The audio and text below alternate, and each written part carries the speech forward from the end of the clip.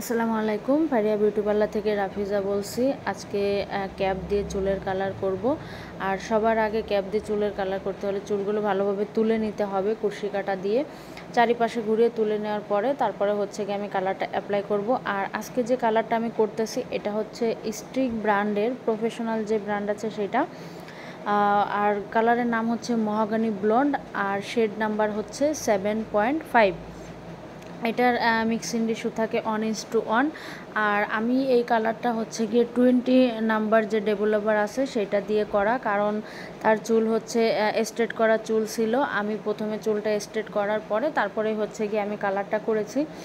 আর অনেকে বলে চুল কালার করলে নাকি চুল নষ্ট হয়ে যায়, না এমনটা কিছু না। আসলে চুল কালার করার পরে একটু যত্ন নিতে হয়, সেটা হচ্ছে গিয়ে কালার ফ্রি শ্যাম্পু থাকে সেগুলো ইউজ করতে হয়। আর সব থেকে বড় কথা হলো কালার কিন্তু দুই টাইপের করা যায়, একটা হচ্ছে ব্লিচ দিয়ে আর একটা হচ্ছে কালার দিয়ে। তো তোমরা অনেক জায়গায় দেখবে যে শুধু ব্লিচ দিয়ে কালার করে দেয়, ওইটা করলে চুলের অনেক ক্ষতি হয়, চুল কুকড়া হয়ে যায়, ড্যামেজ হয়ে যায়, ভেঙে যায় ওইখান থেকে। আর যদি কালার ডিপোজিট করে কালার করানো হয় তাহলে কিন্তু এই সমস্যাটা হয় না। তো এইখানে আমার বেশি সময় লাগে না চুলটা করতে, 20 মিনিটের মতো লাগছে। তার আগে কালারটা চলে আসছে, কারণ আগেই বলছি এটা রিবন্ডিং হেয়ার ছিল। এমন পেঁচানাইছে চুলটা, মানে আমি খুলতেই পারতেছিলাম না ক্যাপটা। যাই হোক, ভয়ের কিছু নেই, এটা খুলে যাবে। যখন ওয়াশ করার পরে সিরাম লাগাবো অটোমেটিকলি জ্বরটা ছুটে যাবে।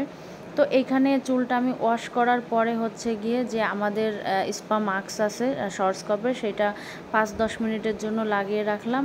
আর তারপরে যখন ড্রায়ার করলাম, আর ড্রাই করার পরে হচ্ছে গিয়ে এটা হচ্ছে ফাইনাল রেজাল্ট। দেখতে পাচ্ছ কত সুন্দর চুল, কিন্তু একটু ড্যামেজ হয় না, একদম সিল্কি, অনেক সুন্দর আছে।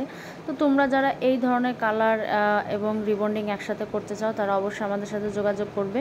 আর ভালো লাগলে অবশ্যই ভিডিওটি বেশি বেশি করে লাইক, কমেন্ট, শেয়ার করে দিবে এবং সাবস্ক্রাইব করবে। তোমাদের লাইক কমেন্ট কিন্তু অনেক জরুরি, তাহলে বুঝতে পারি যে আসলে ভিডিওগুলো তোমাদের ভালো লাগতেছে কি না। এই জন্য তোমরা বেশি বেশি করে লাইক, কমেন্ট, শেয়ার করে দিবে যাতে অন্যরাও দেখতে পায়। আর সবাই ভালো থাকবে। আজকে এই পর্যন্তই, আল্লাহ হাফেজ।